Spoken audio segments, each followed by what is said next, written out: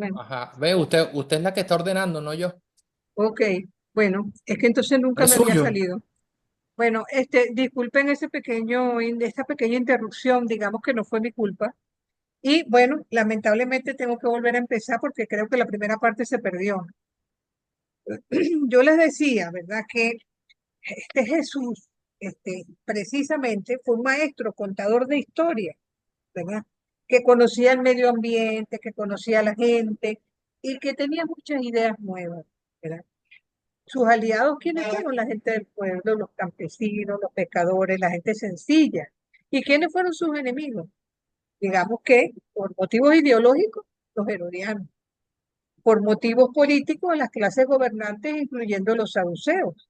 Y por supuesto, por motivos religiosos, fueron los fariseos, que se creían los estrictos y verdaderos cumplidores de la ley. Ahora, yo les decía que cuando vamos a hablar de las parábolas, ¿verdad? Tenemos que considerar que no son la verdad de la historia, sino la historia verdadera. ¿Por qué digo esto? Porque desde el momento que Jesús las pronuncia hasta el que son puestas por escrito, de alguna manera están teñidas por el sentir de las comunidades, por los problemas de las comunidades. Por eso no necesariamente las tenemos completamente puras. Sí se sabe que Jesús las pronunció. Ahora, tampoco lo hizo de una sola vez, como parecemos muchas veces entender cuando leemos los evangelios, porque los evangelistas, por motivos pedagógicos, ellos han ubicado en un determinado capítulo la mayor parte de ellas, pero más que todo esa es su finalidad. No tanto considerar de que fueran dadas en ese orden específico. Y recordar que fueron precisamente en cuanto a las necesidades, a dar respuesta a las necesidades de la gente. Porque en el fondo las parábolas marcan, es una experiencia de vida, ¿verdad? No habla de acontecimientos fantásticos ni reales, sino de la propia vida. ¿Qué toma del campo? Por ejemplo, la parábola del sembrador, de la cizaña, de la mostaza, de la oveja, por ejemplo, los pájaros, las redes, la labranza, ¿verdad? Toma de la vida familiar, como es la levadura, por ejemplo, el pan que se amasa, la mujer que barre, el hijo que se va de la casa. Fíjense que son cosas de la vida. También toma de la vida del pueblo, gente desocupada, riñas callejeras, contratos de trabajo, también de los fenómenos naturales, la nube que anuncia agua, la higuera que da brotes o no los da, el comprador de perlas, ¿verdad? Y finalmente el acontecer social. Habla de los ladrones, del juez tramposo, de las viudas que piden ¿cómo se llama? Sus derechos, de los administradores tramposos. Fíjense que son cosas que si nosotros nos ponemos a pensar, siguen aconteciendo en nuestra realidad de hoy.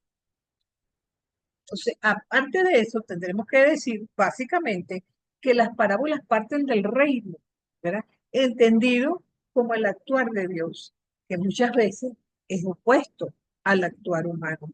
Y eso es algo que no podemos nosotros negar de ninguna otra manera. Entonces, cuando decimos que esta interpretación también puede ser vista desde lo simbólico, con eso estamos diciendo, fíjense que en el fondo, una parábola como la de los talentos, ¿verdad? Que aprueba el sometimiento a un gobernante establecido bajo gobiernos extranjeros o la visión patriarcal que refleja el hijo pródigo, donde el padre toma decisiones sin consultar a nadie, donde la madre parece no estar presente. Y entonces eso es un poco el reflejo de la sociedad del siglo primero, si se quiere. Entonces, esto sí, las parábolas son la ipsísima verdad de Jesús. Eso es innegable. Entonces, y que muchas veces, cuando se quiere hablar de las parábolas, la gente a veces dice, bueno, ¿qué haría Jesús si estuviera en esta determinada situación en un momento dado? Lo interesante es que cada parábola, de alguna manera, refleja el actuar de Dios. Y por eso hay como un punto de comparación que es como el centro, ¿verdad? Principal de la narración. Ahora, tampoco Jesús intentó darnos en una parábola todo lo que él sentía acerca de Dios y del reino, porque más bien las parábolas a veces van asumiendo que la fe y la comprensión de Dios son en cierto modo procesos lentos de madurez. Además de eso, en algunas parábolas hay como unos puntos secundarios que también es necesario destacar y que evidentemente cada una de estas parábolas se fue adaptando a las necesidades comunitarias. Eso es algo que no se puede negar. Entonces, y lo cierto es que la mayor parte de las parábolas terminan con un dicho de Jesús, añadido por supuesto por la comunidad primitiva. Y cada parábola tuvo su momento y su sitio particular. Entonces, tampoco sabemos en qué orden la pronunció, ¿verdad? Y mucho menos la temática pretende que nos quedemos con el símbolo, sino que por el contrario, ¿verdad? Seamos capaces de ir más allá de eso. Entonces, vamos a discutir algunas de esas parábolas hoy. Con ello no pretendo asumir que vamos a estudiarlas todas, porque no es así. Van a quedarnos muchas por fuera. Pero he tratado de clasificarlas en categorías, cosa de poder entonces meterlas como un bloque que nos permita discernir como varias líneas de pensamiento acerca de las mismas. Y la primera de ellas son aquellas parábolas que tienen que ver con el crecimiento y la realización personal. La primera de ellas la encontramos en la parábola del sembrador, que está en Marcos, capítulo 4, versículos del 1 al 9. Si alguien tiene la Biblia, me gustaría que la leyera.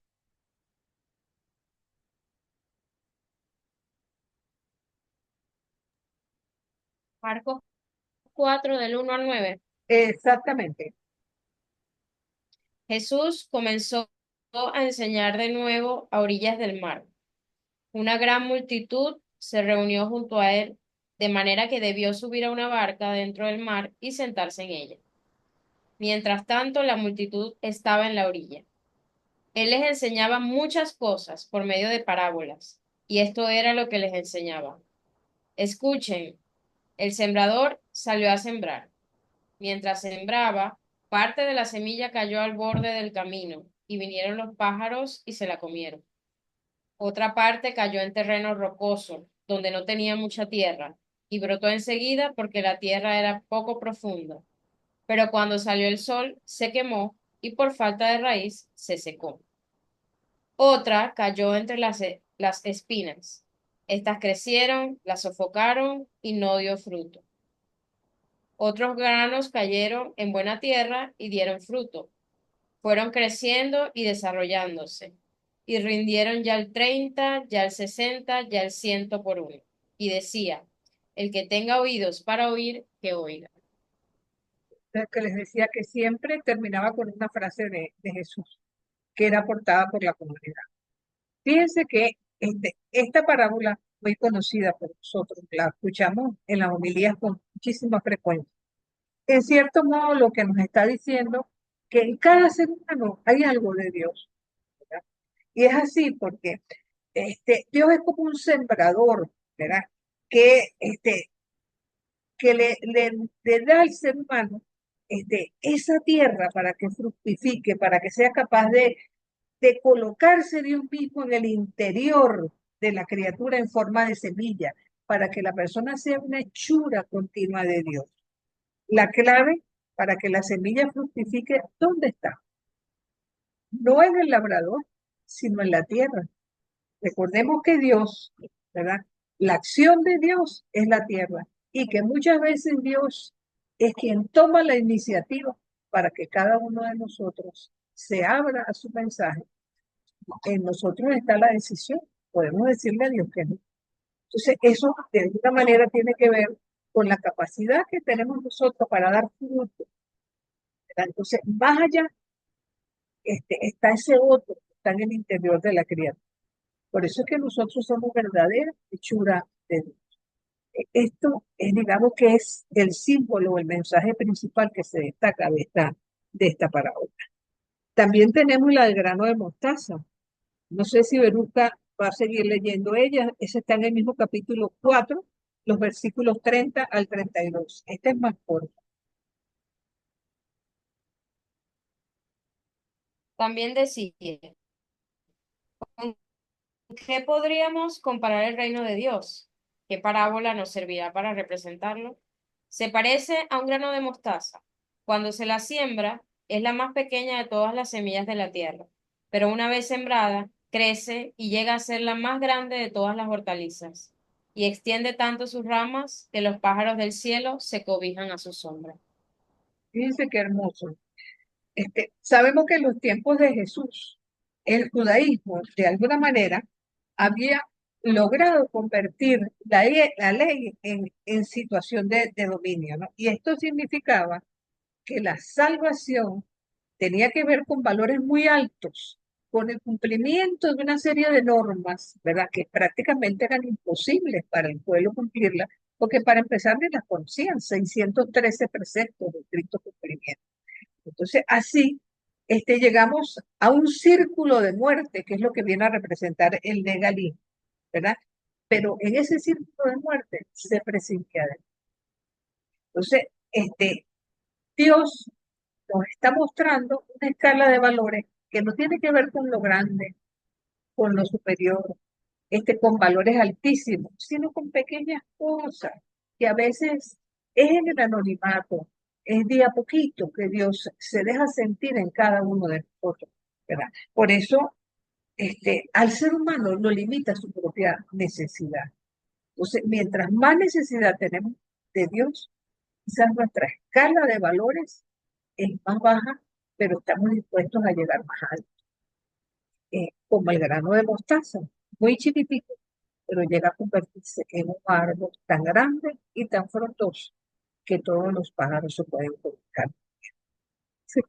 Por eso es que hablamos de parábolas de realización, pero también está la levadura. Esa está en Mateo 13:13, muy cortita.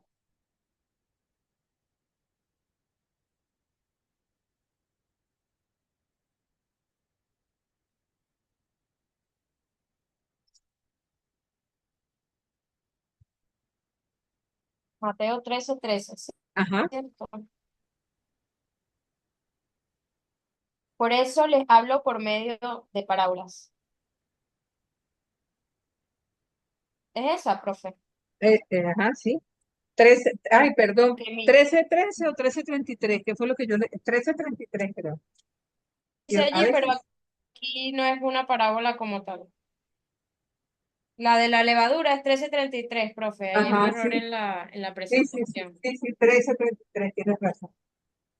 Disculpa. La leo. Después les Ajá, dijo esta otra parábola. El reino de los cielos se parece a un poco de levadura que una mujer mezcla con gran cantidad de harina hasta que fermenta toda la masa. ajá. Mire, en la época de Jesús había dentro del pueblo una especie de mentalidad apocalíptica, ¿no? Donde pensaba que Dios iba a venir a cortar rabo y oreja a todo aquel que no fuera capaz de cumplir la ley en su totalidad. O sea, porque de alguna manera lo que se esperaba eran como actuaciones espectaculares de Dios, ¿eh? Y de alguna manera, así como la levadura, Dios es capaz de ir creando en el interior de cada uno de nosotros y hacer crecer esa masa, hacer crecer esa gracia, hacer crecer esa fe en la medida de que nosotros tenemos la humildad suficiente para recibirla. Es cuando puede convertirse en fuerza transformadora. Entonces, muchas veces, ¿verdad? Con esto nos está hablando de lo humilde, ¿verdad? De la parte, vamos a decir, más pequeña de la sociedad, capaz desde abajo de fermentarlo todo. De hecho, fíjense que el cristianismo nació así. El cristianismo nació de un pequeño grupo anónimo, insignificante, y el pueblo de Dios también. El pueblo de Israel nació así, de un puñadito de personas que no eran precisamente las más avanzadas de la época, ni las más poderosas, ni las más inteligentes. Y sin embargo, así como la levadura, se fue fermentando y fue creciendo. Era una comunidad que se hizo fuerte, sigue siendo fuerte todavía para nuestra época, aun cuando nosotros a veces decimos que El cristianismo está en crisis. Yo recuerdo haber escuchado una vez un cuento de Tony de Melo, donde decían, caramba, se han ido muchos de la iglesia, ¿estarán ustedes tristes por eso?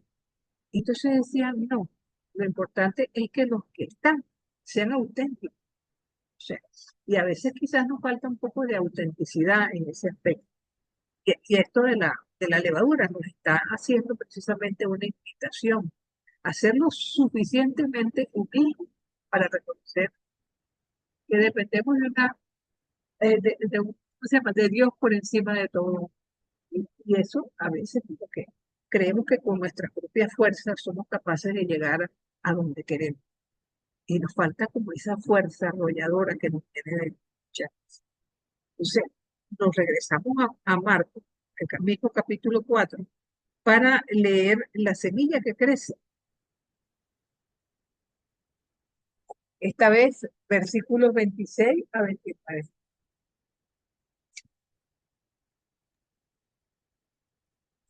Y decía, el reino de Dios es como un hombre que echa la semilla en la tierra, sea que duerma o se levante, de noche y de día. La semilla germina y va creciendo sin que él sepa cómo. La tierra por sí misma produce primero un tallo, luego una espiga y al fin grano abundante en la espiga.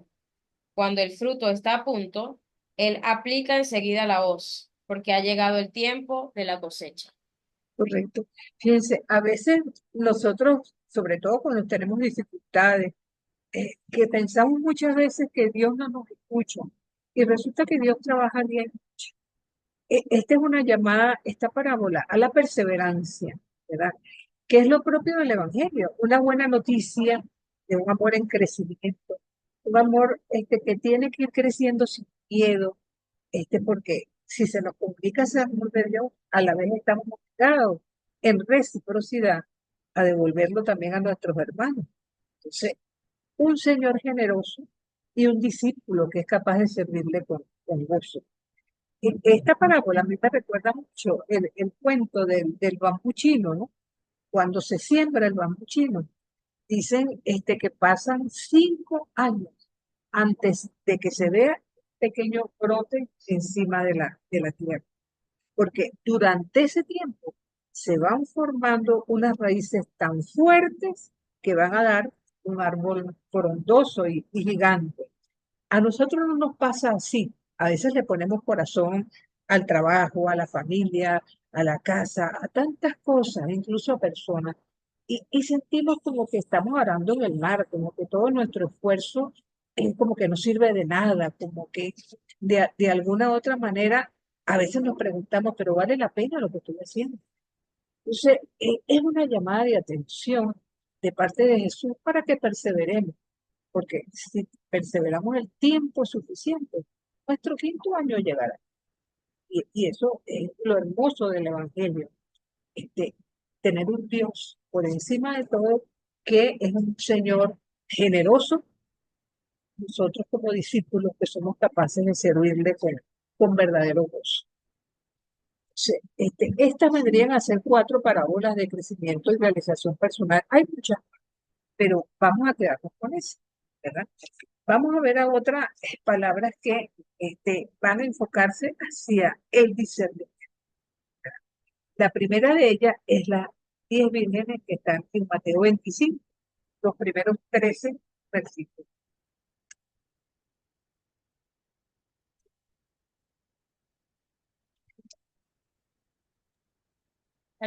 Leo, Ajá, profe.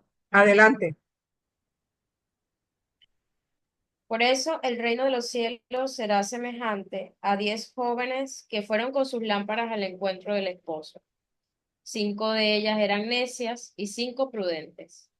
Las necias tomaron sus lámparas, pero sin proveerse de aceite, mientras que las prudentes tomaron sus lámparas y también llenaron de aceite sus frascos. Como el esposo se hacía esperar, les entró sueño a todas y se quedaron dormidas. Pero a medianoche se oyó un grito: Ya viene el esposo, salgan a su encuentro. Entonces las jóvenes se despertaron y prepararon sus lámparas. Las necias dijeron a las prudentes, ¿podrían darnos un poco de aceite porque nuestras lámparas se apagan? Pero éstas le respondieron, no va a alcanzar para todas, es mejor que vayan a comprarlo al mercado. Mientras tanto, llegó el esposo.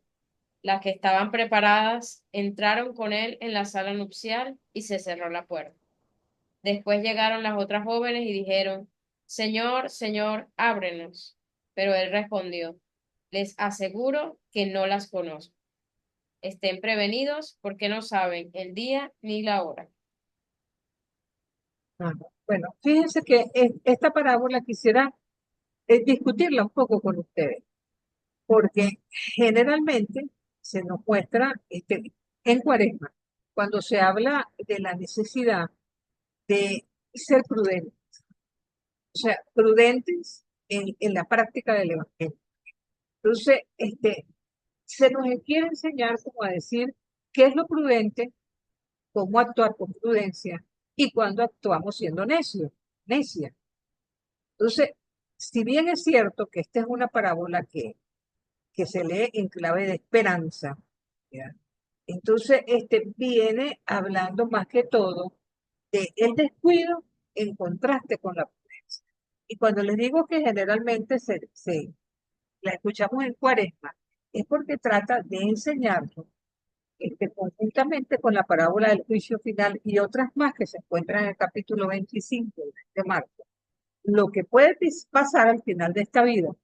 Pero si nosotros no hemos sido lo suficientemente, ¿cómo se llama?, practicantes de una verdadera actitud evangélica, capaces de vivir en gracia y con temor de Dios. Esta sería, digamos, la explicación tradicional de que nosotros.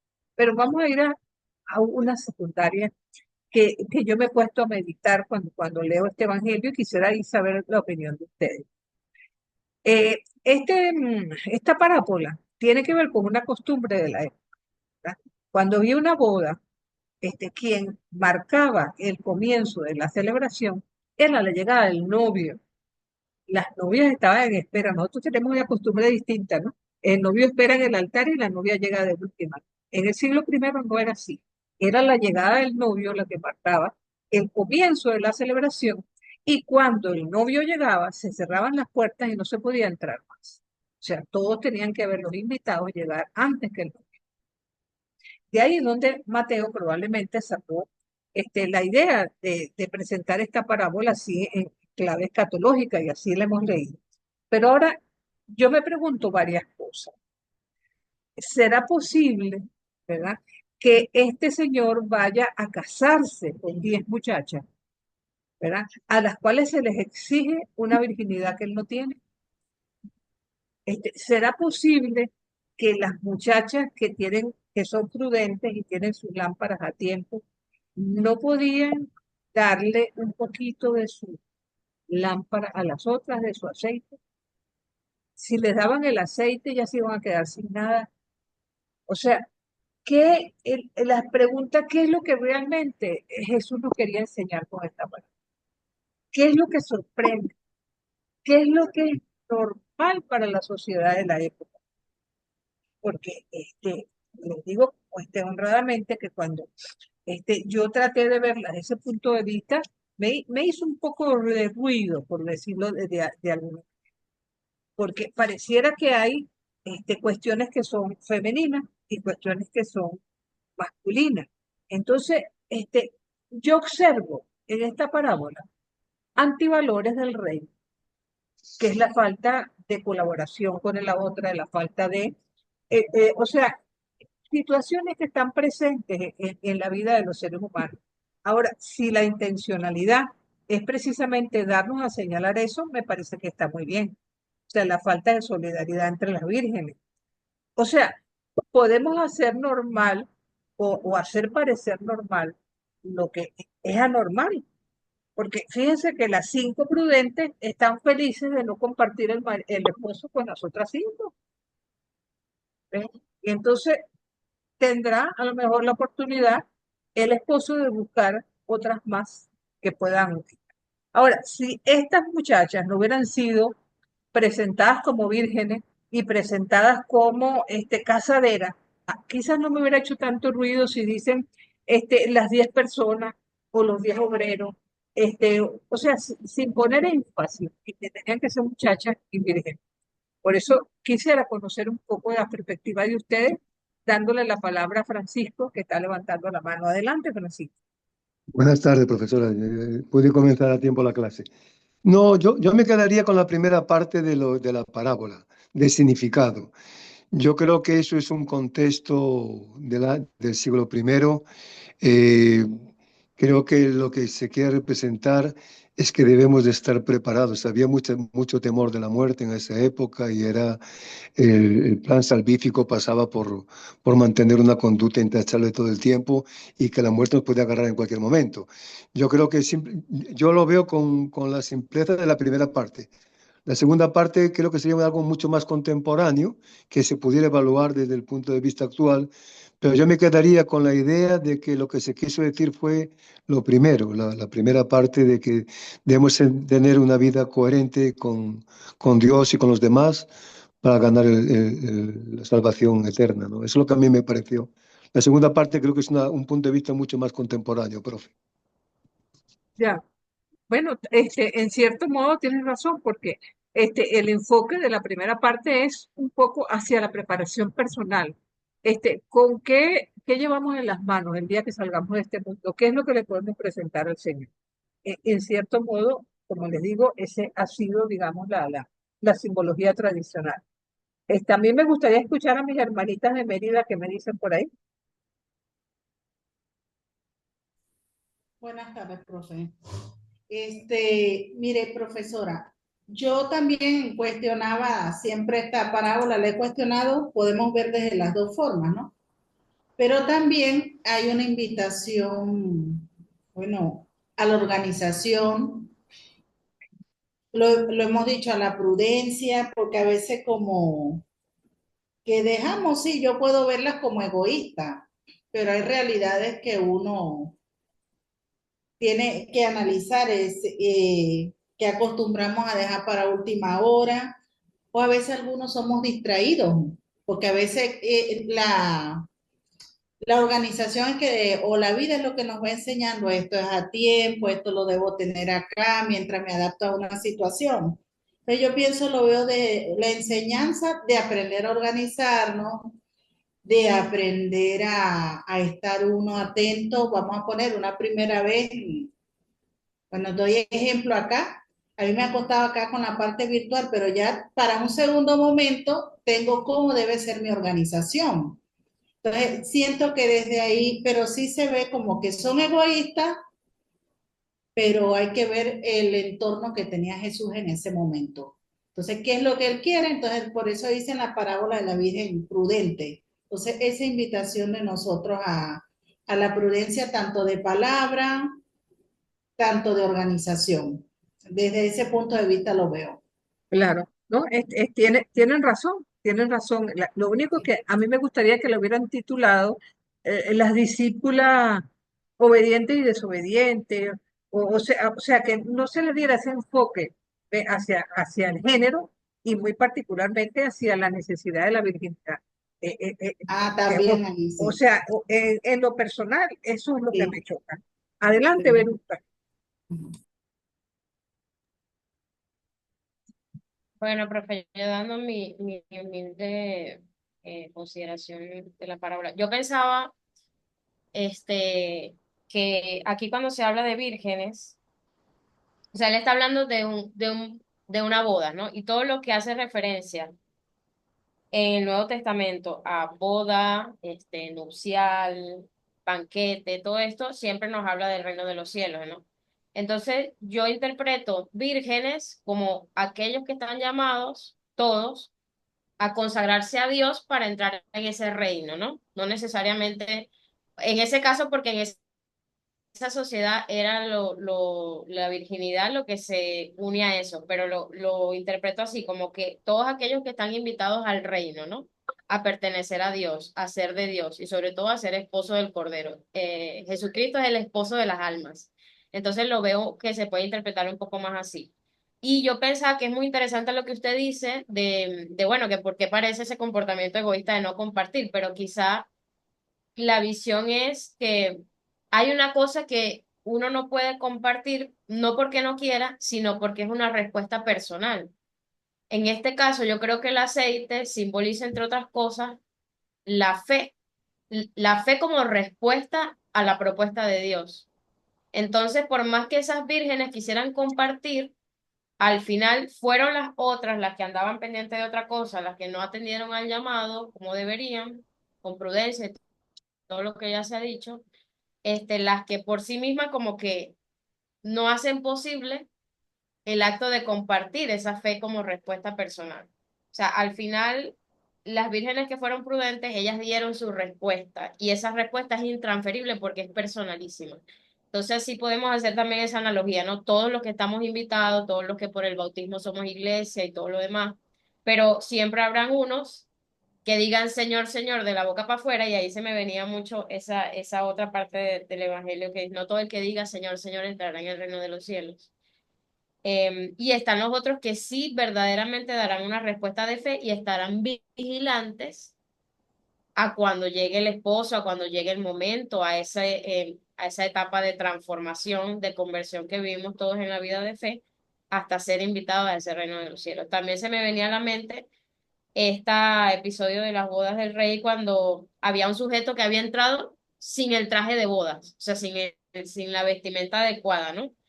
Es algo más o menos así también, o sea que también hay un ejemplo masculino, que es el señor que entra sin el traje de bodas y al final lo sacan. No sé si pueda dar un poquito de luces esto. Oh, claro que sí, muy buena tu acotación. Marianelli, Profesora, me iluminó bastante los aportes de cada uno, porque cada quien definitivamente, cada cabeza es un mundo y a cada quien le llega el mensaje de una u otra manera, eh, bueno, de manera personal. Y la ilustración de Verónica o la comparación de Verusca, perdón, creo que es Verusca, eh, me ilumina también un poco a mí porque yo lo veía desde la parte escatológica. Y yo también tenía el cuestionamiento, ¿por qué el egoísmo, no? Porque no se puede, si el Evangelio, Jesús precisamente siempre ha sido, bueno, ha hecho énfasis en lo que es el compartir, el darte con el otro, el ser solidario con el otro, porque en este no. Y un poquito me ilumina lo que dice Berusca, el hecho de que esta respuesta es personal. A mí yo lo veo más del sentido escatológico, por supuesto, tomando en cuenta el, el antecedente cultural en los que se escriben estos textos, ¿verdad? Y los evangelistas, tomando en cuenta que ellos, por supuesto, la figura del hombre es la figura de la máxima autoridad y para ellos también creo que un poco la figura de Dios, ¿no? Y, y el resto, las mujeres o que digamos que todos los demás seres imperfectos que seríamos nosotros, ¿no? Lo digo un poco con el contexto cultural en los que se escribieron los relatos. Sin embargo, yo lo veo más así, desde lo escatológico, esa preparación para ese final o para, digamos, esa vida trascendente, que es una respuesta personal, como ilumina un poco Verusca, y luego también el hecho de que hay que estar siempre atentos porque no sabemos cuándo. Ese sentido de esperar al esposo como al Dios que nosotros tenemos y en el que hemos puesto nuestra fe. tal cual. Rosalena, Hola, profe, buenas tardes.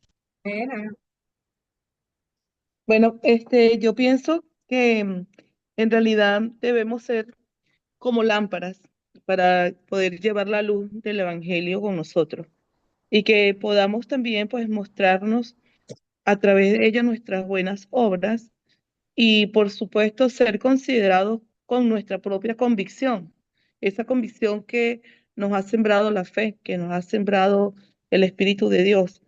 Y poder así también ser parte a su vez y darle y llevar siempre la palabra adelante y esperar, por supuesto, el tiempo como las novias, esperar el tiempo, pero esperarlo y almacenar como un gran tesoro la fe para que podamos seguir avanzando con el Espíritu Santo. Para mí esa parábola es maravillosa. Bueno, fíjense, un poco este ejercicio era para hacerles resaltar que las parábolas son polisémicas y que pueden tener distintas interpretaciones.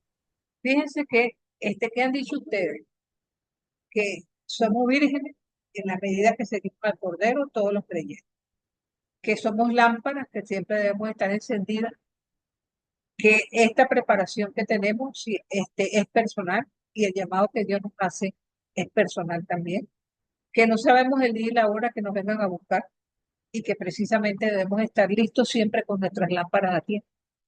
Fíjense qué extraordinario, cómo de una parábola podemos sacar tanta, pero tanta riqueza, sea que la veamos desde el punto de vista escatológico, sea que empecemos a pararnos en las palabras que dicen lo que significa ser virgen, lo que significa ser lámpara, lo que significa estar preparado, lo que significa el novio, lo que es el banquete de boda, entendido como banquete escatológico. Entonces, por eso es que son parábolas de discernimiento.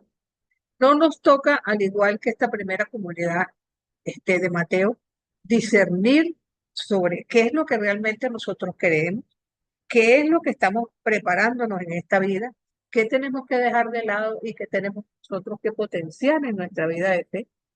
Entonces, esto es precisamente lo más extraordinario que nos regalan las parábolas. Pero para no detenernos en este punto y seguir con otras, me gustaría que siguiéramos con el fariseo y el publicano, que está en Lucas 18, versículos del 9 en adelante, 9 al 14, creo.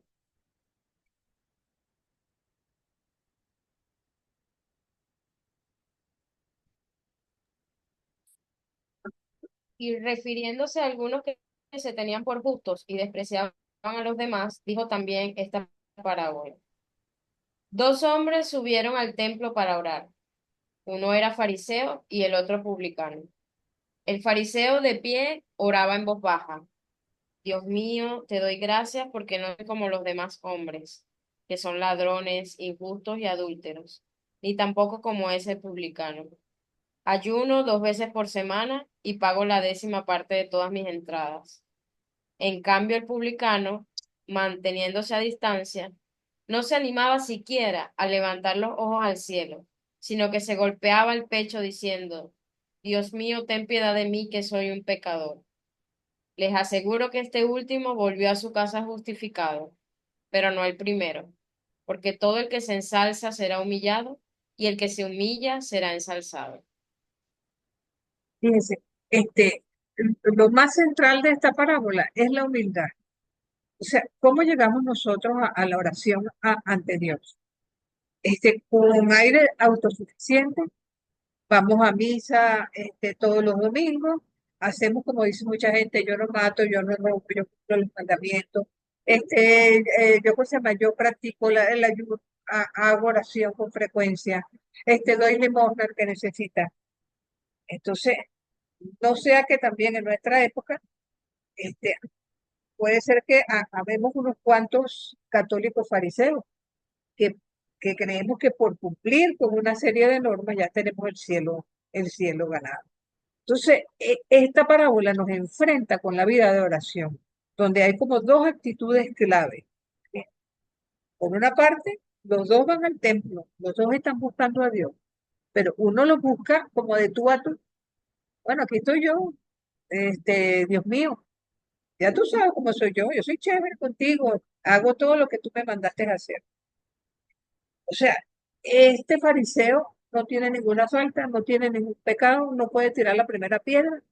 O sea, habría que preguntarse eso, ¿no? En la vida o sea, no tiene ninguna culpa personal. Entonces, fíjense en algo. Los fariseos, son los únicos con la suficiente coherencia religiosa para que después del año 70 fueran el único grupo que vamos a decir que superó esa crisis. Y hoy por hoy el judaísmo rabínico tiene su base precisamente en esa vertiente farisea que sobrevivió a esa hecatombe, ¿verdad? Pero Pero, ¿por qué son tan criticados en el Evangelio? Y precisamente por esta autosuficiencia. Como oraban, como ayunaban, como daban limosna, creían que no tenían que hacer otro esfuerzo más para alcanzar el cielo.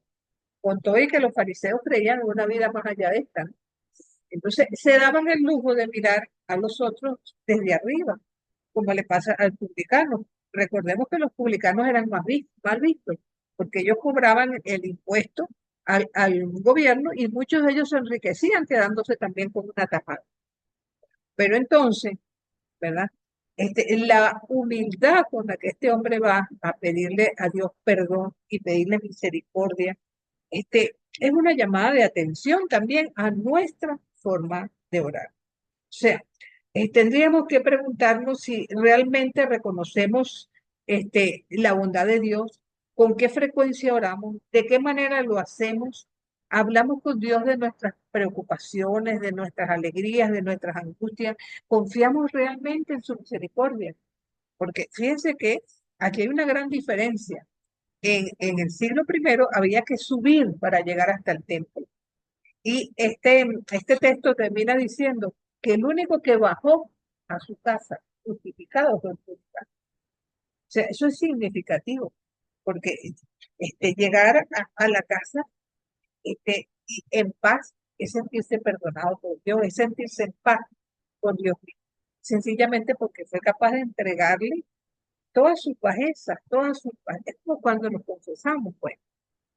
A veces confesarnos es difícil, sobre todo porque nunca nos gusta reconocer que hemos hecho alguna cosilla mala, pero el tener la valentía de enfrentarnos a esa realidad y estar consciente que nos pesa haberlo hecho, es lo que nos abre precisamente la puerta de la misericordia. Por eso es que esta parábola sencillamente es hermosísima.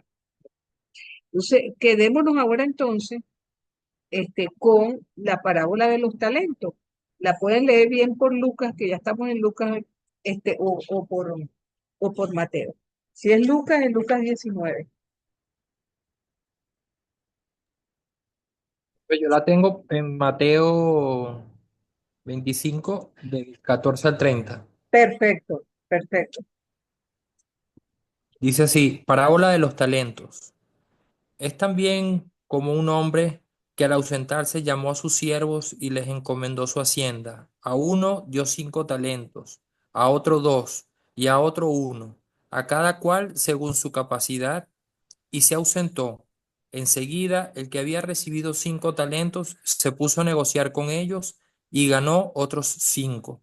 Igualmente el que había recibido 2 ganó otros 2. En cambio, el que había recibido 1 se fue, cavó un hoyo en tierra y escondió el dinero de su señor. Al cabo de mucho tiempo vuelve el señor de aquellos siervos y les pide cuentas. Acercándose el que había recibido 5 talentos, presentó otros 5 diciendo, Señor, 5 talentos me entregaste. Aquí tienes otros 5 que he ganado. Su señor le dijo, bien, siervo bueno y fiel. En lo poco has sido fiel. Al frente de lo mucho te pondré. Entra en el gozo de tu señor. Acercándose también el de los 2 talentos, dijo, Señor, 2 talentos me entregaste. Aquí tienes otros 2 que he ganado. Su señor le dijo, bien, siervo bueno y fiel. En lo poco has sido fiel, al frente de lo mucho te pondré. Entra en el gozo de tu Señor. Acercándose también el que había recibido 1 talento, dijo, Señor, sé que eres un hombre duro, que cosechas donde no sembraste y recoges donde no esparciste. Por eso me dio miedo y fui y escondí en tierra tu talento. Mira, aquí tienes lo que es tuyo. Mas su señor le respondió, siervo malo y perezoso, sabías que yo cosecho donde no sembré y recojo donde no esparcí. Debías, pues, haber entregado mi dinero a los banqueros, y así, al volver yo, habría cobrado lo mío con los intereses. Quítenle, por tanto, el talento y désenlo al que tiene los 10 talentos, porque a todo el que tiene se le dará y le sobrará, pero al que no tiene, aún lo que tiene se le quitará. Y el siervo inútil, échenlo a las tinieblas de afuera. Allí será el llanto y el rechinar de dientes. Fíjense, ¿no se les parece esta parábola a la de las 10 vírgenes? Porque fíjense que el Sí, enfoque, sí, ¿verdad? Porque el enfoque Sí, nuevamente es la sí, responsabilidad personal y una sí. llamada a trabajar sin descanso, de acuerdo a nuestras capacidades. Entonces, fíjense, Exigencia. siempre decimos que nuestra fe es un regalo de Dios y cada una de las gracias que se nos conceden son regalo de Dios. Entonces, si uno tiene mayor, vamos a decir, apertura para esa gracia que otro, ¿verdad? Entonces, este es un llamado, ¿verdad? A que seamos sencillamente capaces de poner lo poquito o lo mucho que se nos dio al servicio del Rey. Fíjense que en los dos evangelistas la fuente se parece el relato, solamente que al gran comerciante de Mateo se le pone el nombre de Lucas, que va para un viaje y en donde se le concede una dignidad real, ¿verdad? Y una embajada hace fracasar esto. Pero él regresa como rey y quita la vida a sus enemigos. Se cree que cuando Jesús estaba contando esta parábola, estaba haciendo un recordatorio a lo que había ocurrido con Arquelao, hijo de Herodes, a la muerte de sus padres, quien tomó venganza sangrienta con una comisión que fue a Roma ¿cómo se llama? A hablar, a evitar su nombramiento, pues fueron a quejarse precisamente de Arquelao y cuando esta gente regresó, el desastre nos mataron a todos. En cambio, Lucas, ¿verdad? Frente a una espera gozosa, la segunda venida de Jesús, un poco lo que decía Francisco en cuanto que la comunidad primitiva creía que la vuelta de Jesús era inminente, que eso era ya. Y por eso el noble exige cuentas a su regreso, ¿verdad? Entonces, en la versión original quizás sea la que ha conservado Mateo, que también tiene su tinte escatológico. Pero en síntesis, ¿qué tenemos? A un señor rico, codicioso, ¿verdad? Que confía a sus siervos sus bienes, ¿verdad? Con la finalidad de hacerlo fructificar y ve a ver quién de ellos es el que es digno precisamente de tener sus bienes, ¿verdad? Entonces, ¿qué pensaría el pueblo al oír esto? ¿Verdad? Fíjense que estamos hablando de una parábola que Jesús muchas veces pronunciaba, capítulo 25 de Mateo y 19 de Lucas, camino ya a Jerusalén, cuando sus enemigos prácticamente ya han decidido acabar con él. Entonces, ¿qué les está diciendo? A ustedes se les ha confiado mucho, se les dio, tuvieron a Moisés, tuvieron a los profetas, tuvieron a David, tuvieron a tanta gente que les señaló el camino. ¿Qué pasó? Que no pusieron a producir su depósito. ¿Verdad? Pensarán que buscaban la seguridad con el cumplimiento de la ley nada más, pero ¿qué tipo de religión estéril es la que ustedes tienen? Sí. La palabra de Dios es el bien que está confiado aquí. Entonces, la pregunta que les está haciendo Jesús a su generación y que nos hace a cada uno de nosotros, ¿cómo nosotros hemos puesto a producir ese bien, esos denarios que nos ha dado, esos talentos que Dios nos ha dado? Porque entendamos talento no solamente como dinero, sino como carisma, como capacidad, como valentía, como empuje, o sea, como todo esto que de alguna manera nos permite como creyentes seguir una senda de crecimiento espiritual en nuestra vida y actuar en consecuencia, por supuesto. Entonces, por eso es que las parábolas, de cierto modo, nos interpelan constantemente. Entonces, y eso, digamos que es una de las cosas más hermosas que nosotros podemos sacar de estas enseñanzas. Ahora, vamos también a ver otro tipo de parábolas, son las parábolas de banquete. Y ahí tenemos nuevamente a Lucas con Lázaro y Epulón. Lázaro es el único pobre con nombre en el Evangelio, para que vean. Lucas 16, del 19 al 30.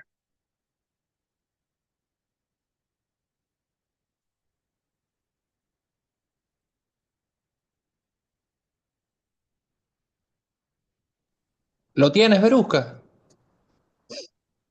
Sí, yo lo tengo, si Dale, quieres tú. dale, Bueno, bueno. tranquila, nos vamos turnando. Ok. Había un hombre rico que se vestía de púrpura y lino finísimo y cada día hacía espléndidos banquetes. A su puerta, cubierto de llagas, yacía un pobre llamado Lázaro, que ansiaba saciarse con lo que caía de la mesa del rico, y hasta los perros iban a lamer sus llagas. El pobre murió y fue llevado por los ángeles al seno de Abraham. El rico también murió y fue sepultado. En la morada de los muertos, en medio de los tormentos, levantó los ojos y vio de lejos a Abraham y a Lázaro junto a él. Entonces exclamó: Padre Abraham, ten piedad de mí y envía a Lázaro para que moje la punta de su dedo en el agua y refresque mi lengua, porque estas llamas me atormentan. Hijo mío, respondió Abraham, recuerda que has recibido tus bienes en vida, y Lázaro, en cambio, recibió males. Ahora él encuentra aquí su consuelo, y tú el tormento. Además, entre ustedes y nosotros se abre un gran abismo, de manera que los que quieren pasar de aquí hasta allí no pueden hacerlo, y tampoco se puede pasar de allí hasta aquí. El rico contestó: Te ruego entonces, padre, que envíes a Lázaro a la casa de mi padre, 5 hermanos, que él los prevenga, no sea que ellos también caigan en este lugar de tormento. Abraham respondió: Tienen a Moisés y a los profetas, que los escuchen. No, padre Abraham, insistió el rico, pero si alguno de los muertos va a verlos, se arrepentirán. Abraham respondió: Si no escuchan a Moisés y a los profetas, aunque resucite alguno de entre los muertos, tampoco se convencerán. Fíjense en algo bien simpático con estas parábolas de Evangelio. Muchos han tratado de interpretar que Jesús, con sus parábolas acerca del reino y de los ricos, no quería nada con los ricos. Y eso es falso. Jesús nunca criticó a las personas, sino al hecho en sí. ¿Cuál es la crítica que hace esta parábola al rico? La falta de fraternidad, la falta de solidaridad. Porque el problema no es la riqueza que tenía, sino que fue incapaz de socorrer a quien no tenía nada y estaba, digamos, al alcance de su mano. Entonces, por otra parte, es un momento, ya las comunidades están clarísimas con la idea que hay una vida después de esta y que esa vida lo puede conducir a la misericordia de Dios o al antiguo Sheol, al abismo, Tohu en hebreo, que de alguna manera es como algo irrevocable. Quien llega ahí no puede alcanzar otra cosa. Entonces, fíjense, todavía está el Pulón allí y todavía quiere darle órdenes al pobre Lázaro. Todavía quiere pedir que Lázaro, de alguna manera, como si fuera su servidor y sirviente. Y es allí donde dice, eso no es así. Entonces, manda a que por lo menos vaya a avisar a sus 5 hermanos. ¿Verdad? Entonces, fíjense, si él tenía 5 hermanos, con él son 6, y Lázaro sería el 7.º hermano en el caso de haber sido admitido. ¿Verdad? Entonces, no puede haber una mesa completa cuando el 7.º hermano está fuera de ella. Esta es la mayor enseñanza que de alguna manera nos regala este relato. Fíjense que una vez yo leí un cuento de Pérez Esclarín que hablaba de que un mandarín le había pedido a Dios, porque era muy buena persona, que cuando él muriera, si él podía ir a conocer la desdicha pues, de las personas que estaban en el abismo, en el infierno. Y Dios se lo concede. Él va al infierno una vez muerto y se da cuenta de que los condenados están desesperados porque hay unas mesas gigantes con un arroz suculento, pero ellos están tratando de comer, ¿saben cómo son los palitos chinos? Pero imagínense los palitos chinos del tamaño de jugar boliche. Entonces, ¿qué se encuentran ellos de buenas a primeras? Que no pueden llevarse eso a la boca porque los palos son demasiado grandes.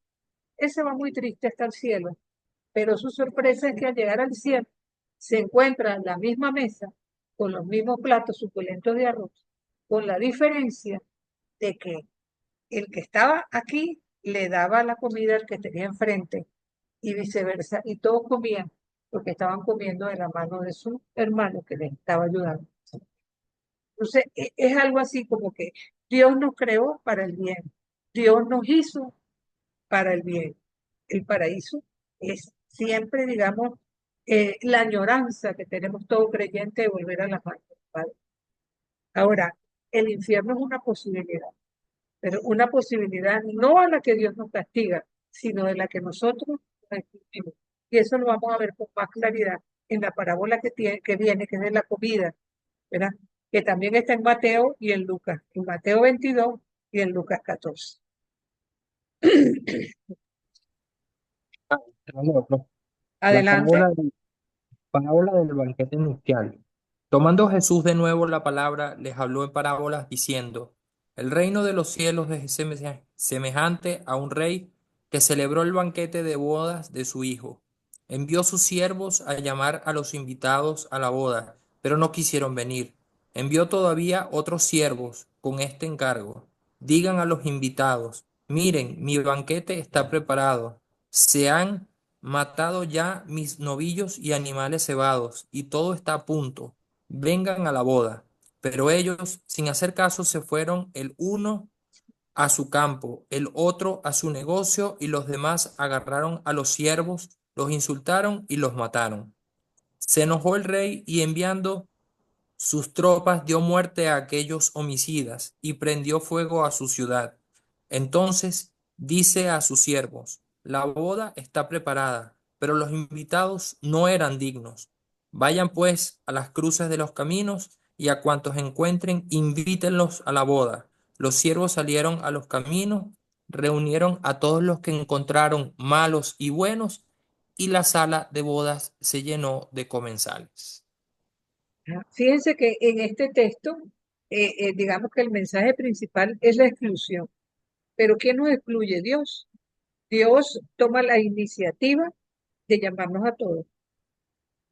Pero aquí quienes se están excluyendo son los poderosos, porque creen que con su poder, con su dinero, con su fuerza, no les hace falta a Dios. Fíjense que ese creo que es el principal mal de nuestra sociedad.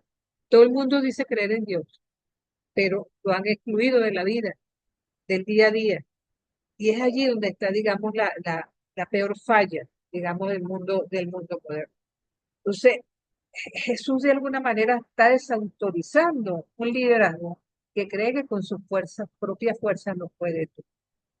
Y se excluyen, tienden a excluirse a sí mismos, solitos, sin que nadie lo. Ahora, vamos a ver otra parábola, pero esta no la vamos a leer porque es tan larga, ¿verdad? Que básicamente vamos a enunciar que está constituida por tres partes. La oveja perdida, sabemos que es el pastor que sale a buscar la oveja perdida dejando las 99 en resguardo mientras busca la que se le pierde. Después tenemos la moneda perdida, que es la mujer que se le pierde la monedita en la casa, desbarata la casa hasta que la encuentra y luego llama a sus amigas para celebrar que encontró la moneda que estaba perdida. Y finalmente la parábola del Padre Misericordioso, ¿verdad? Que tiene un hijo díscolo que quiere sus bienes, se va y luego regresa arrepentido. Eso es yo creo que de las parábolas que más conocemos precisamente es esta, y que básicamente nos va enfocando acerca de la importancia de la misericordia. Entonces, fíjense, de alguna manera, ¿verdad?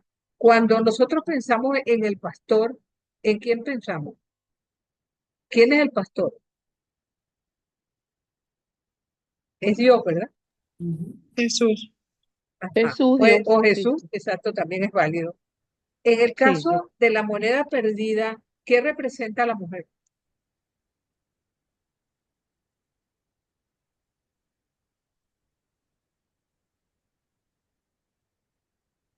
¿O a quién? Adiós. Ah, exactamente, también representa a Dios. Un Dios con rostro femenino, por cierto.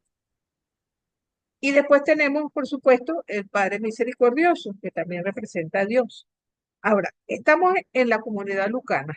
Sabemos que la comunidad estuvo integrada por personas pobres y ricas, ¿verdad? Estuvo integrada también por personas que venían del mundo fariseo y que muchas veces llegaron a la comunidad queriendo tener las mismas costumbres de antaño en las comunidades cristianas. Entonces, ¿cómo nosotros tenemos que leer esta parábola? La oveja perdida es el que se va de la casa, el que sencillamente no está de acuerdo con cómo se mueven las cosas dentro de esa casa y se va. Podríamos compararlos hoy en día con quienes se han ido a la secta, que han ido de nuestra iglesia católica hacia la secta. En el caso de la moneda perdida, son los que se han perdido adentro. La madre que se queja porque el hijo está metido en drogas, porque está metido en problemas, porque está en la cárcel. Está dentro de la propia comunidad, hay ovejas perdidas. Y el Padre Misericordioso, de alguna manera, hace una reflexión conclusiva de las dos anteriores. Porque tanto el hijo que se fue como el hijo que está en casa, ambos están perdidos. Uno porque es díscolo, el otro sencillamente porque es egoísta. Y de alguna manera viene, ¿verdad? Aquella reflexión de aquellos que hacen las cosas bien y creen que no tienen el premio que se merecen. Entonces, ¿qué hacemos nosotros hoy con todos aquellos que están al margen de la ley, que están perdidos dentro de la casa, que se nos han ido lejos y sencillamente no sabemos cómo manejarlo? Porque aquí esta parábola está haciéndonos una reflexión, ¿verdad? De que el resentimiento, la rabia contra el hermano es una blasfemia contra la esencia del Padre. ¿Por qué? Porque el Padre es misericordia. Perdónanos, Señor, como nosotros perdonamos a nosotros, decimos en el Padre. Realmente nosotros perdonamos como queremos ser perdonados, tratamos a los otros como nos gusta que nos traten a nosotros. Yo creo que esta parábola da para mucho reflexionar en ese aspecto. O sea, vivimos en una sociedad de dominio. ¿Cómo hacer cambiar a esta sociedad de dominio? ¿No será que hace falta mucha misericordia de Dios? Pero la misericordia que nosotros quizás deberíamos reflejar a los otros y que a veces no reflejamos. Entonces, recordemos que no se puede ser hijo sin ser hermano. Eso fue lo primero que perdió Caín cuando mató a su hermano. Tenemos entonces también parábolas de pecadores y tenemos a los trabajadores de la viña. Tenemos a Mateo, capítulo 20, versículos del 1 al 6.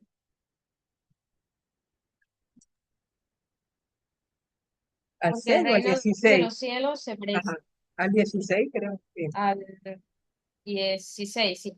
Sí, fíjate, a ver. Porque el reino de los cielos Ajá. se parece a un propietario que salió muy de madrugada a contratar obreros para trabajar en su viña. Trató con ellos 1 denario por día y los envió a su viña. Volvió a salir a media mañana y al ver a otros desocupados en la plaza les dijo: vayan ustedes también a mi viña y les pagaré lo que sea justo. Y ellos fueron. Volvió a salir al mediodía, ya media tarde, e hizo lo mismo. Al caer la tarde salió de nuevo y encontrando todavía a otros les dijo: ¿cómo se han quedado todo el día aquí sin hacer nada? Ellos le respondieron: nadie nos ha contratado. Entonces les dijo: vayan también ustedes a mi viña. Al terminar el día, el propietario llamó a su mayordomo y le dijo: llama a los obreros y págales el jornal, comenzando por los últimos y terminando por los primeros. Fueron entonces los que habían llegado al caer la tarde y recibieron cada uno 1 denario. Llegaron después los primeros, creyendo que iban a recibir algo más, pero recibieron igualmente 1 denario. Y al recibirlo, protestaban contra el propietario diciendo: estos últimos trabajaron nada más que 1 hora y tú les das lo mismo que a nosotros, que hemos soportado el peso del trabajo y el calor durante toda la jornada. El propietario respondió a uno de ellos: amigo, no soy injusto contigo. ¿Acaso no habíamos tratado en 1 denario? Toma lo que es tuyo y vete. Quiero dar a este que llega último lo mismo que a ti. No tengo derecho a disponer de mis bienes como me parece. ¿Por qué tomas a mal que yo sea bueno? Así, los últimos serán los primeros y los primeros serán los últimos. Fíjense que en esta parábola, de alguna manera, este, cada quien se cree bueno, aquí pega aquello de que vemos la pajita chiquita en el ojo del otro y no vemos la viga que tenemos nosotros dentro. Y muchas veces se nos olvida que el dueño de la viña es Dios y que Dios da a cada quien lo que se merece. Pero muchas veces nosotros buscamos los patrones humanos. Los patrones de Dios son completamente diferentes al resto. En el reino de Dios las normas son distintas a las estructuras económicas del mundo. Entonces, aquí es una parábola que acude en favor del débil. Es verdad, él a todos les ofreció un denario, pero entonces el que trabajó más, ¿verdad? Entonces, la gracia es un regalo amoroso de Dios que no puede ser comprado, no puede ser vendido, no puede ser ni merecido ni exigido, que es el caso de esta parábola. Yo trabajé más, me tienen que dar más. ¿Por qué? No, pero si yo te ofrecí. Entonces, ¿qué pasa? Dios no se fija en mérito, sino en necesidad, en misericordia, en amor al que lo necesita. Y fíjense que precisamente estamos hablando de sociedades excluyentes, que de hecho, esta parábola a mí me hace recordar mucho cuando uno ve que está un edificio en construcción, que siempre hay unos carteles fuera que dicen, el personal está completo ya, no toque, no moleste. Y sin embargo, uno ve que están allí paraditos, dos o tres, siempre esperando el turno por si alguno no viene y tomar. Eso habla de la necesidad. En la época de Jesús, un denario era la paga de un día de un trabajador para poder llevar pan a su casa. Entonces, imagínense, a uno le cuesta un poco más entender porque uno generalmente cobra por quincena o por mes, pero en este caso era diario, si no, no había que llevar a casa. Entonces, esto también nos marca un poco hasta qué punto nosotros nos creemos merecer más de lo que en realidad tenemos. O sea, a la hora de la verdad, nosotros tenemos que llevar al cielo sabiendo que somos pecadores como gente convertidos y agradecidos. De otra cosa no queda, y abiertos a la misericordia de Dios. También tenemos una parábola que es la de los dos hijos. Está en Mateo 21. Profe, se la leo. Adelante, Pablo. Parábola de los dos hijos. Pero, ¿qué les parece? Un hombre tenía dos hijos. Acercándose al primero, le dijo, Hijo, vete hoy a trabajar en la viña. Y él respondió, No quiero. Pero después se arrepintió y fue. Acercándose al segundo, le dijo lo mismo. Y él respondió, Voy, señor. Y no fue. ¿Cuál de los dos hizo la voluntad del Padre? El primero, les dice Jesús. En verdad les digo que los publicanos y las prostitutas llegan antes que ustedes al reino de Dios, porque vino Juan a ustedes por camino de justicia y no creyeron en él, mientras que los publicanos y las prostitutas creyeron en él, y ustedes, ni viéndolo, se arrepintieron después para creer en él. Imagínense, esa es una crítica de Jesús a las autoridades. Ustedes se la echan de perfecto, ¿verdad? Ustedes creen en Dios. ¿Y por qué no lo obedecen? O sea, ¿por qué lo que Dios quiere ustedes no lo hacen? Es un poco la obediencia versus obra. ¿Ok? Obediencia no son buenas razones, sino de qué manera te comportas. Por lo que decía la primera carta de Juan. Si ustedes dicen amar a Dios, a quien no ven, pero no aman a sus hermanos, que sí los están viendo, ustedes son unos mentirosos. Entonces, esta parábola va por la misma. Muchas veces los hijos no queremos obedecer a mamá y papá, sobre todo cuando estamos jóvenes, pero después finalmente decimos, concha, lo está diciendo por mi bien y terminamos obedeciendo. Pero también podemos tomar la otra opción, decir, ya yo estoy grande, a mí no me van a estar mandando, ya yo crecí, yo no quiero hacer sino lo que yo quiero hacer. Entonces, ¿qué importa para salvar? Que lo que uno habla con los labios sea lo que uno hace. No que digan, caramba, esta dice una cosa y hace otra. Es un poco una crítica a eso. También tenemos a los viñadores. homicidas, que también están en el capítulo 21 de Mateo. ¿A quién le toca eso? A ver, busca. A Veruca. Bueno, adelante, Veruca. Escuchen otra parábola. Un hombre poseía una tierra y allí plantó una viña. La cercó, cavó un lagar y construyó una torre de vigilancia. Después la arrendó a unos viñadores y se fue al extranjero. Cuando llegó el tiempo de la vendimia, envió a sus servidores para percibir los frutos. Pero los viñadores se apoderaron de ellos y a uno lo golpearon, a otro lo mataron y al tercero lo apedrearon. El propietario volvió a enviar a otros servidores, en mayor número que los primeros, pero los trataron de la misma manera. Finalmente les envió a su propio hijo, pensando, respetarán a mi hijo. Pero al verlo, los viñadores se dijeron, este es el heredero, vamos a matarlo para quedarnos con su herencia. Y apoderándose de él, lo arrojaron fuera de la viña y lo mataron. Cuando vuelva el dueño, ¿qué les parece que hará con aquellos viñadores? Le respondieron, acabará con esos miserables y arrendará la viña a otros que le entregarán el fruto a su debido tiempo. ¿Está Fíjense allí? que hasta ahí sí. Esta parábola de los viñadores homicidas es una crítica al pueblo de Israel, pero no al pueblo como tal, sino a las autoridades, que eran quienes conducían al pueblo. A ustedes de alguna manera se les dio los gérmenes del reino, ¿verdad? Un pueblo que estaba escogido, que se preparó a través de su ley, que fue cultivado por los profetas, ¿verdad? Entonces, Israel se complacía con ser el pueblo elegido, ¿verdad? Como una propiedad inalienable de Dios que nadie se las podía quitar.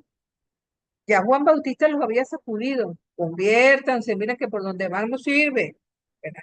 Entonces, la viña, en este caso, viene a representar el reino de Dios. Entonces, ellos son tratados en esta parábola por Jesús como asesinos. Entonces, pero ojo, nosotros no estamos exentos de eso. A aquellos les dijo, ¿a quién les voy a confiar el reino? ¿A los paganos? ¿A los cristianos? ¿A la iglesia? Tengamos cuidado, no sea que nos comportemos como Israel y nos creamos propietarios de una fe y herederos de una amistad que nadie nos puede quitar. ¿Verdad? Tratamos nosotros mejor a quien nos trae el mensaje de Jesús.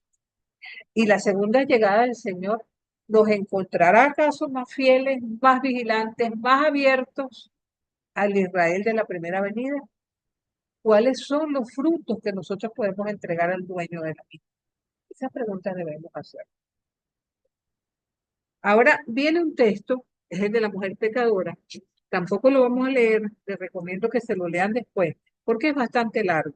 Pero se acuerdan que fue la mujer que estaba en casa de Simón, que fue invitada a un banquete, y esta mujer llegó, ¿verdad? Y empezó a echarle perfume a Jesús en los pies y a llorar, y con sus cabellos enjuagaba los pies de Jesús y los besaba. Entonces, esto, fíjense que está en relación con lo anterior. A lo mejor las prostitutas y los publicanos van a ir al cielo primero que ustedes. ¿Por qué? Porque estamos hablando aquí de gratitud de una mujer que no encuentra cómo agradecer a Dios, que Dios la ha mirado con amor. Es una mujer que, por fama de todo, es una prostituta. Y los invitados se horrorizan de que Jesús se deje tocar por él. Recordemos que las mujeres no tocaban a los hombres, sobre todo porque no se sabía si tenían la menstruación, ¿verdad? Entonces, la gratitud nace del interior de quien se siente amado y perdonado, y es el caso de esta mujer.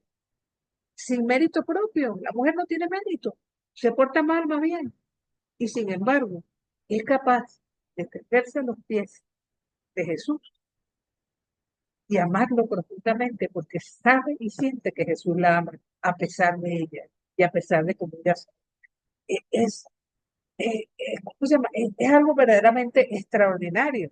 Y a veces nosotros nos hemos perdido lo mejor del Evangelio, porque Jesús estuvo precisamente cuando te estaban enfermos, cuando te estaban mal, y a eso fue quien le dio. A veces nosotros somos un poquito, eh, no nos juntamos con aquel, porque tal cosa con el otro tampoco. O nos ponemos como un señor que yo conocí una vez, que peleaba siempre sentarse en la primera banca de la iglesia. porque él decía que allí le llegaba más gracia que el que estaba sentado en el último. Entonces, puede, ¿cómo se llama? A veces, tomar en consideración situaciones como esta, porque, o sea, lo que da es risa, vamos a decirlo de otra manera. También tenemos las parábolas de juicio, ¿verdad? Y en primer lugar tenemos a los ladrones del Calvario, que lo estoy incluyendo como una parábola. Lucas 23, 39 al 43. ¿Quién lo lee?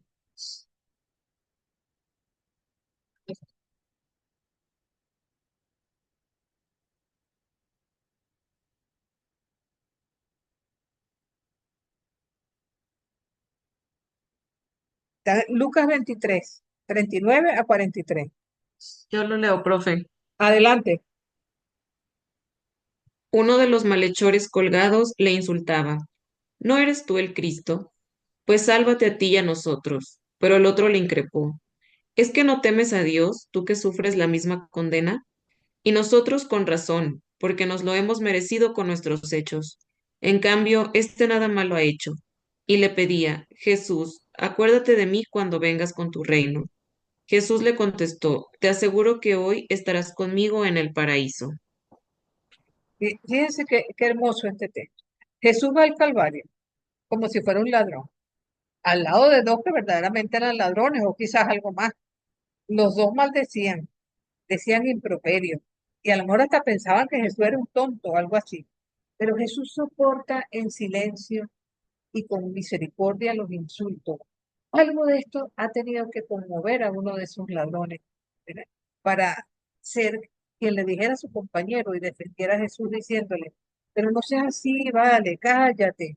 Tú y yo merecemos lo que nos está pasando, pero este hombre no merece eso, ¿entiendes? Este, no cabe duda que si Jesús ante tantos momentos que le tocó difíciles en esa cruz, cuando le dieron hiel, cuando lo insultaban, cuando decían tanto, cuando jugaban los soldados con su ropa, y tener a alguien que le hace esta súplica, fueron las palabras quizás más maravillosas que salieron de esta boca pecadora. Señor, acuérdate de mí cuando estés en tu reino. ¿Cuánto tiempo pasó hasta que llegó la respuesta de Jesús? Posiblemente un segundo, porque Jesús siempre ha abierto a su misericordia. Hoy estarás contigo en el paraíso. Hoy, mañana ni pasado, sino hoy. O sea que este ladrón, este hombre, ganó el cielo, le robó el cielo en las últimas horas de su vida a Jesús.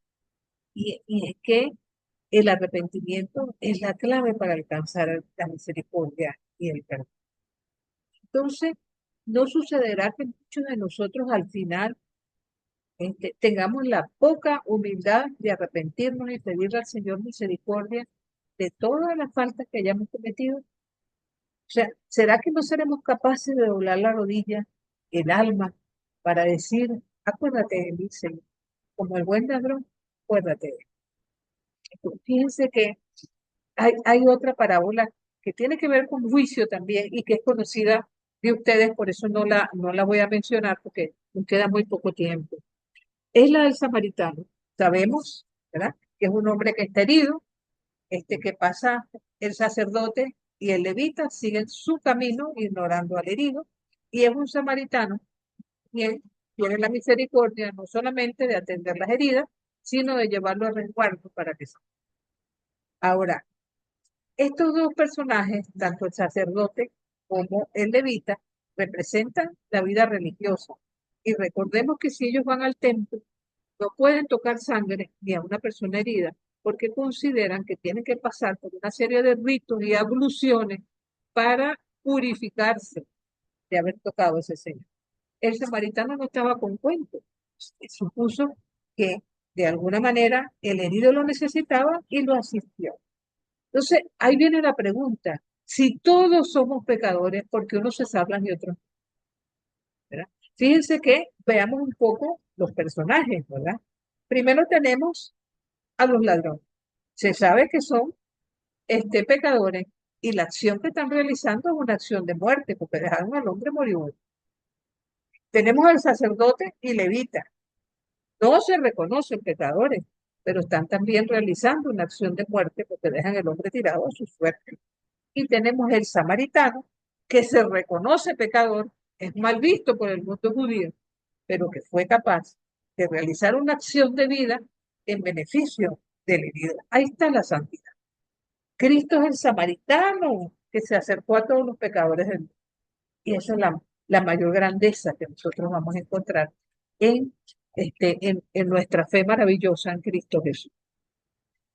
El juicio final es otro texto, otra parábola que se las dejo también para que la lean, que va a señalar lo que va a ser el juicio de cada uno de nosotros al final de nuestra vida, donde unos van a ir a la derecha y otros a la izquierda.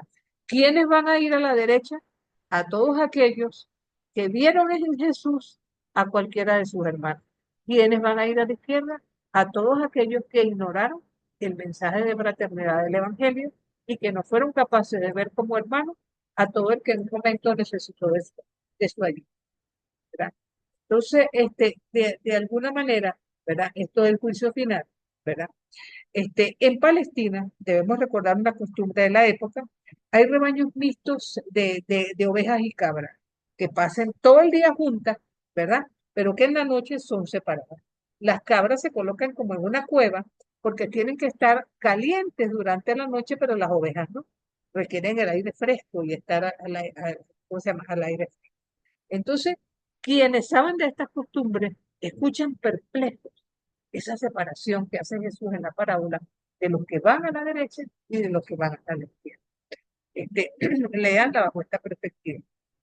Y finalmente quiero decirles como algunas pequeñas cosas que tienen que ver con las parábolas también. La experiencia vital de Jesús que nosotros percibimos a través de las parábolas tiene que ser eco en nosotros para hacer de nuestra vida una experiencia de servicio y vida a la palabra en las situaciones en que nosotros vivimos. Entonces, fíjense que si algo debemos estar claro es de varias cosas. Primero, nosotros no podemos sembrar sin maleza, pero sí debemos preguntarnos si hay en nosotros proceder de fariseísmo, de legalismo, de falso radicalismo, fundamentalistas y doctrinas que nos liberan. Porque las parábolas nos enfocan a que el mal se destruye con el bien y confiar en la fuerza de la bondad del mal. Entonces, y nos quedan como varias enseñanzas además. Debemos tratar de actuar no a lo grande, sino discretos, con la callada eficacia transformadora de la levadura o de la semilla de mostaza, ¿verdad? Y tratar, no podemos jamás, ni lo pretendamos, tener sembradíos sin maleza. Siempre vamos a tener maleza. Otra cosa es vivir constantemente en búsqueda y darlo todo como en la parábola de los talentos, estando conscientes de que si Dios nos ha dado unos dones es para que los usemos. Tercero, obras son amores y no buenas cosas. Es lo que muestra la parábola de los dos hijos, en la que uno obedece y el otro no, según la necesidad y la gracia, no con los méritos. No tenemos méritos de nada, todos somos pecadores. Primero, los últimos, recordando que no debemos ser orgullosos con el humilde y humildes con el orgulloso. Leer estas parábolas como comunicación simbólica de la experiencia de Jesús es confrontarnos y confrontar nuestra experiencia de vida hoy, ¿verdad? Y anunciar la novedad del reino como un alumbramiento de Jesús para nuestra época. Y ahí se los dejo con eso. No sé, tenemos brevemente como unos 5 minutos. Si alguien quiere hacer un comentario, preguntar algo, está abierto el micrófono para ustedes. Adelante.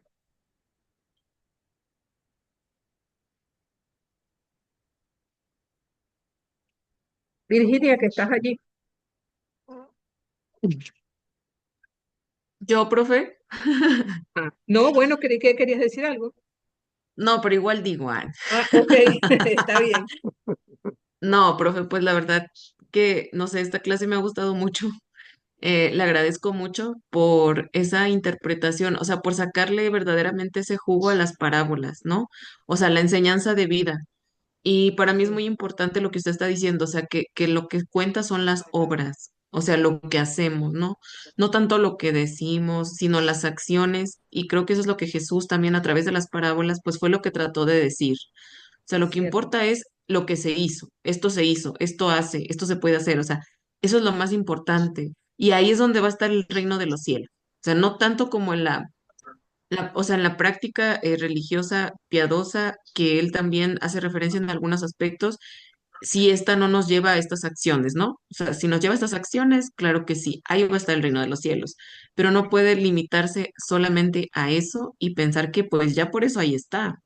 Entonces, me gusta mucho, como, bueno, a mí me sirvió mucho ahorita, en un momento, en este momento en el que paso de mi vida y en esto que usted está diciendo también de esta parábola del trigo y la cizaña, ¿no? De que uno a veces, pues yo personalmente quisiera que no, ¿no? Como que todo fuera bonito, todo no hubiera cizaña, etcétera, etcétera, muchas cosas, pero esto es parte del reino, ¿no? Esto es parte de la dinámica y esto creo que es lo que hace también que el reino sea posible. O sea, porque como que el reino es algo que va más allá, ¿no? Eso que decía usted, esa levadura silenciosa, pero que hace grande la cosa.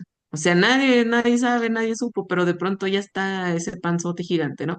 O sea, entonces a mí me animó mucho esta clase, la verdad, personalmente, y le agradezco por todo lo que, esas parábolas que hemos visto y que algunas cosas que usted dijo de unas parábolas, unas cosas que usted dijo de unas parábolas, yo nunca las había pensado. O sea, yo no la había visto así. O sea, como que ¿por qué dijo esto o por qué pasó esto, ¿no? Entonces a mí me sirvió mucho también, pero para aplicarlo en lo que yo estoy viviendo. Muchas gracias, profe. Alabado sea Dios, eso es lo que se busca. Adelante, Francisco.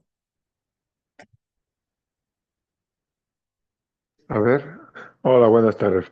No, no, un poco en ese mismo camino, agradecerle la clase de hoy, igual que todo ya que estamos terminando esta materia, toda la enseñanza tan positiva que deja, primero el Evangelio y segundo la forma en cómo usted nos lo ha hecho llevar durante todo el curso, ¿no? Simplemente agradecerle todo lo que ha hecho por un mejor conocimiento del Nuevo Testamento y del Antiguo Testamento que ya hemos visto con usted. Y bueno, muy contento de haber cursado todo este año completo con ustedes. Simplemente eso, profe. Bueno, amén, que así sea. Voy a esperar también a los que siguen conmigo en el Antiguo Testamento para el próximo semestre. Adelante, Lili. Buenas tardes a todos. Buenas. Saludos, profesora. Bueno, sí, y creo que esta clase de hoy yo la tomo como una escuela, ¿no? Una escuela donde Jesús, a través de todas estas parábolas, nos da y nos enseña las pautas que debemos seguir para poder llegar al reino de los cielos. Creo que veo que ese es el centro, ¿no? Cómo poder nosotros llegar, porque comienza con las parábolas del crecimiento, ¿no? Comienza usted esta clase y justamente, bueno, aquí usted lo tituló, las parábolas parten del reino. Y creo que esta escuela, a medida que íbamos caminando, que usted iba hablando, que íbamos teniendo esa participación, ¿no? En cuanto también a las lecturas de las vírgenes, eh, pues creo que esto nos lleva a nosotros y nos anima a seguir perseverando, a seguir reconociendo el amor, la misericordia de Dios, qué es lo que nos aparta del reino, qué es lo que nosotros debemos hacer, cómo debemos caminar, en quién debemos confiar y, y también veo como centro la oración, ¿no? Y la humildad, porque sin la oración y la humildad no podemos servir al prójimo, no podemos caminar, no podemos ser auténticos, eh, podemos querer depender de nuestras fuerzas y es allí donde Dios pues juega un papel importante en la vida del cristiano y es justamente el confiar en Él y no apartarnos, siempre vernos con Él a los pies, ¿no? A sus pies, así como esta mujer pecadora que aunque no podía tocar no se podían tocar a los hombres, pues iba a los pies del Señor y a entregar también, ¿no? Sus pecados, y creo que en esto a esto nos invita el Señor, a unirnos, a no apartarnos, a practicar la humildad, a no apartar la oración y a celebrar pues todos los días, a escuchar, ¿no? Cómo el Señor nos llama a que nosotros, como hijos de Él quiere que nosotros le amemos, y que cuando Él se llegue a este juicio final, pues ser esa oveja que Él escoge para tenernos allí, como a este ladrón que en el último momento de su vida, pues el Señor le prometió el reino. Y creo que a eso nos invita todos los días Dios, el Señor. Muchas gracias, profesor. Bueno, sigamos trabajando en eso, hermano. Sí, Nos vemos la semana entrante. Sabemos que hoy más que nunca, el Señor nos necesita necesita obreros para su viña. ¿Ok? Entonces, trabajemos con empeño, de acuerdo a los méritos y carismas que nos ha regalado. Probablemente en la semana entrante terminamos ya con la materia. Así que los invito a que nos reunamos la semana próxima. Dios les bendiga. Que tengan una buena semana. Dios mediante para cada uno de ustedes. Muchas Gracias, gracias, profe. profe. Feliz tarde. Gracias a Gracias, todos. profe. Gracias, profe. Buenas Amén. tardes. Buenas buenas tardes. tardes a todos. Saludos.